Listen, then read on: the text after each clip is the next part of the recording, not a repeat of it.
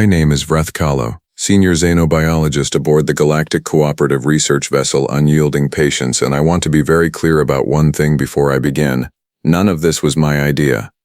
The database was Counselor Dav Orson's idea. Dav, bless his 6 hearts and his catastrophically optimistic worldview, had spent 3 decades cataloging the most dangerous life forms in the known galaxy. Predators, pack hunters, venomous ambush creatures, parasites that could hollow out a Grellian battleship crew in 48 hours, things that dissolved bone, things that ate radiation, things that had no business existing and yet infuriatingly did.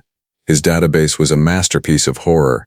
47,000 entries, cross-referenced, color-coded, annotated with the kind of clinical detail that made young researchers cry in the restroom after their first full read-through. And then, 18 months ago, one of Dav's junior researchers made a very small observation, a footnote, really, a barely audible whisper at the bottom of entry number 12,309. It said, simply, encountered alongside humans, survived. I remember where I was when Dav called me. I was eating lunch. I was having a very peaceful lunch. I had a warm bowl of fermented Prelian grain paste and I was minding my own business and the galaxy was a comprehensible place. Then my communicator chimed. Vreth, Dav said, and his voice had a specific quality to it that I had learned. Over 20 years of friendship to associate with very bad news. I need you to look at something. Is it the kind of something that will ruin my appetite? I asked. There was a pause. It is the kind of something that might ruin your entire concept of galactic ecology, he said. I put down my grain paste. It had already gone cold anyway. The junior researcher's name was Pelik-san, and she was 23 years old, fresh out of the Orlan Academy, and she had the particular brand of oblivious confidence that only the very young or the very foolish possess. She had been assigned to cross-reference predator encounter reports with species observation logs as a routine administrative task. Boring work, data entry essentially, the kind of job that senior researchers give to juniors so that senior researchers can go eat their fermented grain paste in peace. But Pelik had noticed something. She laid it out for us on the holo projector in Dav's office, her voice bright and quick and entirely unmoved by the weight of what she was saying. So I started with the Vareth Hound, she said, pulling up entry 1. A quadrupedal ambush predator from the moon Sola 9, capable of dissolving its prey's nervous system with a single bite, extinct as far as most species were concerned except for the 17 breeding colonies that had somehow survived 3 separate eradication campaigns. The Vareth Hound was considered functionally uncontrollable, Pelik said cheerfully. Every species that attempted sustained contact with Sola 9 either abandoned the moon or lost significant personnel, except, she tapped the screen, humans landed on Sola 9 approximately 60 years ago. They named the Vareth Hound. Several individual specimens, they called one of them Biscuit. Dav made a sound like a very small creature being sat on. They built a monitoring station, Pelik continued. They spent 4 years observing the hounds. One researcher, a woman named Kira Mosfeld, was apparently bitten on the forearm during fieldwork. Her notes described the experience as, quote, incredibly unpleasant but fine. Pelik looked up at us with bright, curious eyes. The Vareth Hound bite has a recorded fatality rate of 96% across all tested species. The 4% that survive do so only after full neural reconstruction. I stared at the screen. She called it fine. She also gave Biscuit an extra feeding that evening, Pelik confirmed. Her notes say he seemed guilty about the whole thing. She felt bad for him. Silence stretched across the office like something had been spilled and nobody wanted to clean it up. That is one data point, Dav said carefully, because Dav is a scientist and scientists are professionally allergic to conclusions. Outliers exist. Individual variance in venom tolerance is not unheard of.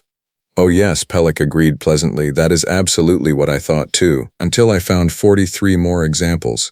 She walked us through them one by one, and I want you to understand the specific sensation of sitting in a comfortable chair in a climate-controlled office and feeling the floor slowly disappear beneath your feet. The Kreth spinestalker, a creature from the methane forests of Duran Prime, invisible to conventional sensors, capable of stalking prey for weeks before a single, silent, perfectly placed strike. No species had ever successfully navigated Duran Prime without casualties. Humans had set up a research camp there. They had been there for 11 years. They had named the local spinestalkers. One of them, a male they called Professor Whiskers, had apparently developed a habit of sitting on the camp's supply crates in the evening. The lead researcher had described him in her official field report as a bit of a drama king, honestly. The Molac Deep Render, a marine predator from the ocean world Ven Sura, large enough to collapse a mid-sized submersible with a single jaw press and so aggressively territorial that every galactic cooperative expedition to Ven Sura had ended in either evacuation or disaster. Humans had been diving in Ven Sura's oceans for 30 years. They had an ongoing cooperative relationship with 3 separate Molac pods. The lead marine researcher had published a paper titled Social Bonding Strategies in Apex Predators, a Ven Sura case study. She had dedicated it to a Molac she called Old Thatcher, who she described in the acknowledgments as a cantankerous old nightmare who I love very much. The Gallon Fireweaver. Do not look this up if you have not yet eaten, trust me on this. The Gallon Fireweaver is an ambush predator that uses bioluminescent displays to lure prey, then immolates it using a biological compound that burns at temperatures sufficient to melt Grellian-grade hull plating. The Gallon homeworld had been classified as a Category 9 hostile environment, meaning access was restricted to automated probes only. Humans had a manned research outpost there. It had been operational for 7 years. They had lost 1 researcher to a Fireweaver attack, which they described in their loss report as a tragedy, and they had responded to this tragedy by staying and continuing to study the Fireweavers, and apparently slowly figuring out that the fire was a threat display that could be de-escalated if you made yourself look non-threatening in a very specific way that nobody else had ever thought to try because nobody else had ever stuck around long enough to observe it twice. Pellick finished her presentation and folded her hands neatly on the table. I cross-referenced all 43 examples, she said, and I found a pattern. She put up the final slide. Every single creature, every apex predator, every extinction-grade biological threat on DAV's 47,000 entry list that had been successfully survived by any long-term human presence. They all shared one characteristic in their encounter records, before any recorded habituation, before any observed behavioral shift toward tolerance, before anything that could be explained by familiarity or learned response. The first human on the scene had not run. That was it. That was the pattern. Every other species, upon first contact with these creatures, had done what any sensible being does when faced with something designed by the universe to end them. They had retreated, immediately, decisively, with great speed and excellent self-preservation instincts. Humans had not retreated, not out of ignorance in many cases. The researchers were often fully aware of what they were looking at. Kira Mossfeld had known exactly what a Vareth hound bite meant. The Ven Sura divers knew the Molac Deep Render's classification. The outpost crew on the Gallon homeworld had read the Category 9 designation and apparently decided that the automated probes were missing too much nuance. They had stayed, they had observed, they had waited, and somehow, inexplicably, the predators had not killed them, or, more precisely, the predators had decided not to. This makes no sense, I said. I realize this is not a scientific statement, but I had just watched Dav's color shift through 4 separate shades of distressed, which is a lot of distress for a being with 8 chromatic display panels, and I felt that we had left science behind several minutes ago and were now operating in a region of reality that science had not yet mapped. It makes a kind of sense, Pellick said thoughtfully. If you think about it from the predator's perspective, she tilted her head. Most prey runs. When prey doesn't run, most predators don't know what to do. Running triggers pursuit. Stillness is, in the animal vocabulary, not the vocabulary of prey. It is the vocabulary of something that might be larger than you, or more dangerous than you, or simply something you haven't categorized yet, something you need to think about. You are suggesting, Dav said very slowly, that humans survive initial contact with the galaxy's most dangerous creatures because the creatures do not know what category of thing a human is. I am suggesting, Pellick said, that by the time the creature figures it out, the human has already fed it something or spoken to it in a calm voice or given it a name. She paused, and that at that point the categorization has already happened, but in the opposite direction than intended. Dav and I looked at each other. Outside the viewport, the stars hung in their usual positions, completely indifferent to the fact that we had just discovered something deeply, profoundly wrong with our understanding of the universe. Pellick, I said, have you shown this to anyone else? No, she said. You were the first people I thought of. I picked up my communicator. My grain paste was still cold on the desk. I thought about how peaceful lunch had been. I thought about how I would never have a peaceful lunch again, now that I knew this. I thought about the fact that somewhere out there right now there was almost certainly a human standing very still in front of something that could end suns, and smiling at it and trying to decide what to name it. We are going to need a bigger database, I said. And that was only the beginning. The Galactic Cooperative's response to our report was predictably bureaucratic. They formed a committee. The committee was called the Interspecies Predator Contact Assessment Working Group, which is the kind of name that tells you everything you need to know about how seriously they were taking it. Working groups are what organizations form when they want to feel like they are doing something without actually doing anything. Working groups produce reports. Reports get filed. Filed reports get reviewed by other committees who produce their own reports, which get filed somewhere slightly deeper in the archive. And eventually the whole thing sinks quietly to the bottom of institutional memory like a stone dropped into a very calm, very cold, very deep lake. I have been in this business for 31 years. I know how it goes. What I did not anticipate and what I will spend the remainder of my professional career trying to process was that the cooperative also decided to send us to talk to the humans directly. They want a field assessment, Dav told me, standing in my doorway with the expression of a being who has just received news that is technically good but emotionally catastrophic. They want us to go to a human research station, observe their methods, and produce a formal report on the behavioral mechanics behind successful predator contact. I set down my data pad. They want us to go watch humans make friends with things that should be eating them. Essentially, yes. And they have selected us specifically because Pelik's report has our names on it, Dav said.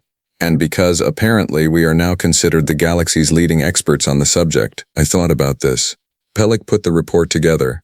I said, Pelik should go. Pelik, who had somehow appeared in the doorway behind Dav with a travel bag already over her shoulder, grinned at me. I am going, she said. We all are. The transport leaves in 6 hours. This is the problem with 23-year-olds. They have not yet developed the self-protective instinct that tells you when to be afraid.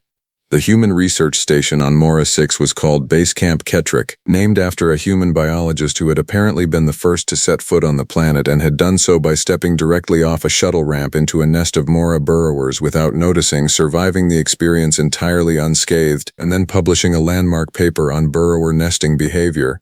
The station commander was a human woman named Adela Voss, and I want to describe her carefully because I think it is important that you understand what we were dealing with. She was of medium height for a human, which is to say she was approximately chest height on me and ankle height on Dav's research assistant, a Grullian named Torek who had come along to carry equipment and was already regretting all of his life choices. She had short, dark hair, the kind of expression that suggested she found the universe privately hilarious. And she was wearing a field jacket with what appeared to be claw marks across the left shoulder that she had not bothered to repair. Dr. Kalu, she said, shaking my primary hand in the human fashion. Dr. Orson, you must be Pelik. Welcome to Kettrick. You picked a good week to visit, actually. Is that so? I said in the tone of someone who suspects that good week is not a phrase that means what they hope it means. We have a juvenile Mora render that's been circling the south perimeter for about 3 days, Adela said, already walking, gesturing for us to follow. Renders are solitary, so she's probably been pushed out of her mother's territory. Disoriented, hungry, my team's been monitoring her. I knew what a Mora render was. I had read entry 6412 in Dav's database. I had read the incident reports.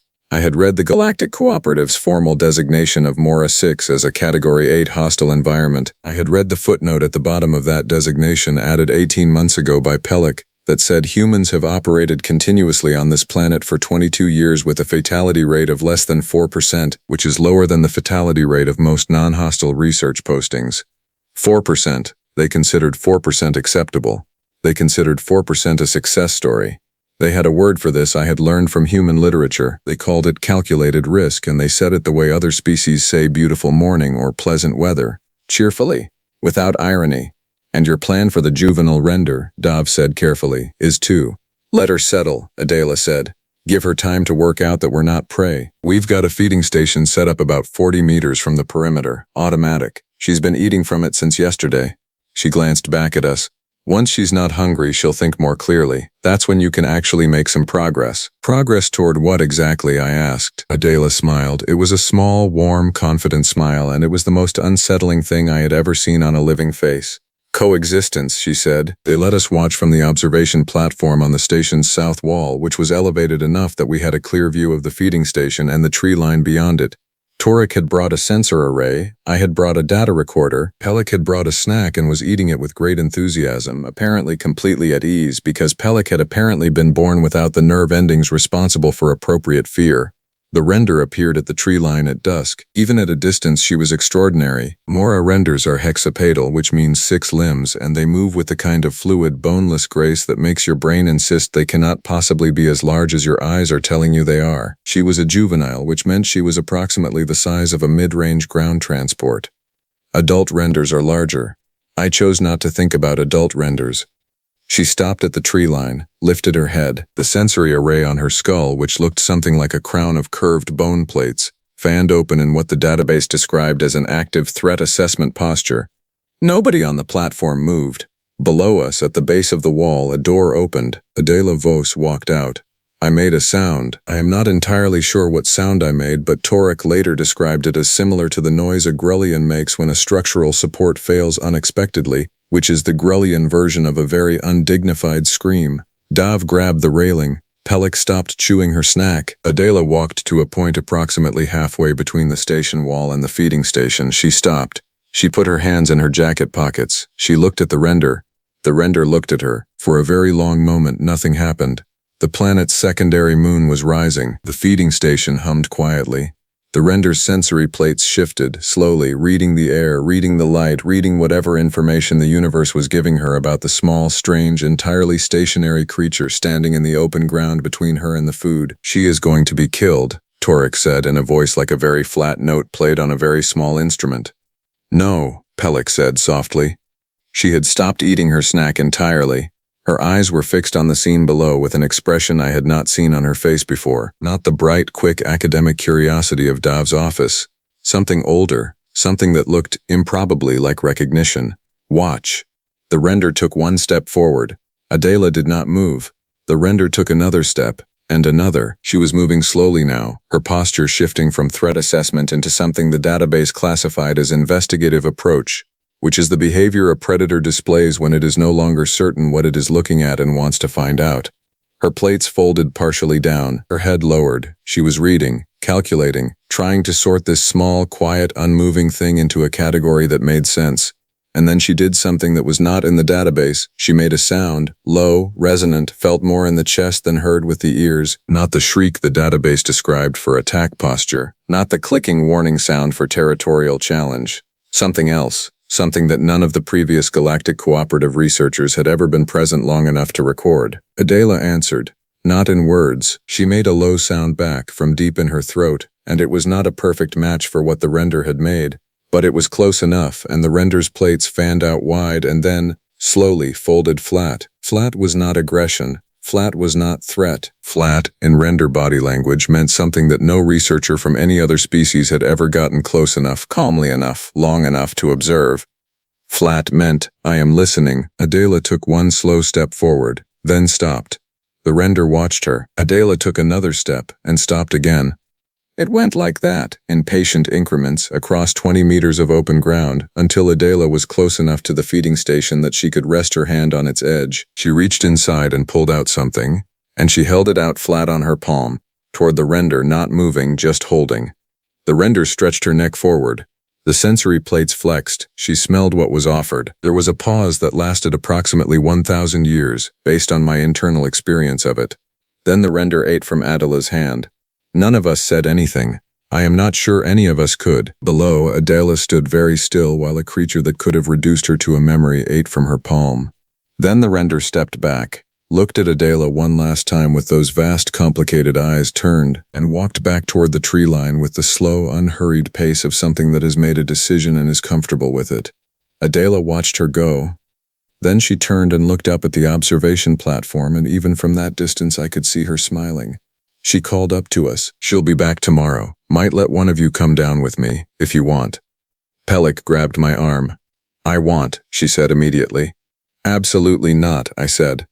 Vreth, Dav said in a voice that was very quiet and very precise, and I turned to look at him. He was still holding the railing. His chromatic panels were doing something I had never seen them do in 31 years, cycling through colors that had no name in our standard emotional lexicon. We have been wrong, he said. Not just about the humans, about everything. I knew what he meant. The database. 47,000 entries of things that were supposed to be impossible to survive, and here was the answer. Standing in an open field in the moonlight, wiping render saliva off her palm and looking entirely pleased with herself. We did not understand. Dov said, because we were always studying the creatures. We were never studying the humans. And that was the thing, was it not? That was the piece we had been missing all along. We had spent generations building catalogs of danger, meticulous and comprehensive and entirely focused on the predators. We had measured their teeth, we had mapped their hunting ranges, we had calculated their strike velocities and their chemical compositions and the exact neurological mechanism by which their venom worked. We had been thorough, we had been scientific, we had been completely correct in every measurement and completely blind to the one variable we had never thought to measure. What happened when something did not run? What happened when something stood in the open and said, quietly, in whatever language it had available, I see you, and I am not afraid, and I am curious about you, and I would like to know your name? We had assumed across the whole of galactic civilization that the answer to that question was death, and then the humans had gone out and asked it over and over on world after world in the face of creatures that shattered every scale we had for danger, and the answer had turned out to be something else entirely. Not always. Not without cost, not without loss. 4% was not zero. Kira Mosfeld's forearm had not fully healed for 2 years. The researcher lost on the Gallon homeworld had a name, and that name was in the database now too, in a different kind of entry, but the pattern held. The pattern was real. And standing on that platform, watching Adela Voss walk back through the station door with the easy stride of someone who had just done something she considered entirely routine, I understood for the first time what Pellick had seen in that data 6 months ago that had made her walk into Dov's office with the confidence of someone who already knew the answer and was simply waiting for the rest of us to catch up. The galaxy's deadliest creatures all had one thing in common. None of them had ever met anything quite like a human before. And every single time, without exception, they had found that interesting. Pellick leaned on the railing beside me, looking out at the tree line where the render had disappeared. I am going down there tomorrow, she said. It was not a question.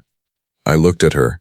I looked at the dark line of the Mora 6 forest. I thought about the database. I thought about Adela's smile. I thought about what it would mean to sit in an office back on the station and write a report about this while Pellick stood in a field handing food to something magnificent. Fine, I said, but I am coming with you. Pellick grinned. It was a very human sort of grin, I realized. Wide and warm and completely unbothered by the specific dimensions of the risk involved. Perhaps, I thought, it was contagious. The report we eventually filed was 1,100 pages long. It was titled Sustained Non-Adversarial Contact with Category 7 through 9 Life Forms, a behavioral analysis of human field methodology. The Galactic Cooperatives Working Group received it, reviewed it, and produced a summary document of 40 pages, which was then condensed into a 2-page briefing note for the Council, which was then summarized in a single line for the public record. The single line read, "Further study recommended." Dov and I agreed that this was probably for the best. Some things we had decided were better understood slowly. The universe had a way of being kinder to species that came to its stranger truths gradually, with time to adjust, and wonder, and perhaps practice standing very still in open ground before they needed to do it in earnest. In the meantime, there was work to do. Pellick had already started on the new database. This one was not a catalog of dangers, it was a catalog of something else entirely. Every species on every world that had found something dangerous and stayed. Every moment that should have ended in catastrophe and had not, because someone had decided, against all sensible advice, to stand their ground and find out what came next. It was by any measure the most terrifying document ever compiled by the Galactic Cooperatives Research Division. It was also somehow the most hopeful one. She was calling it informally the Standing Still Project. I thought that was exactly right.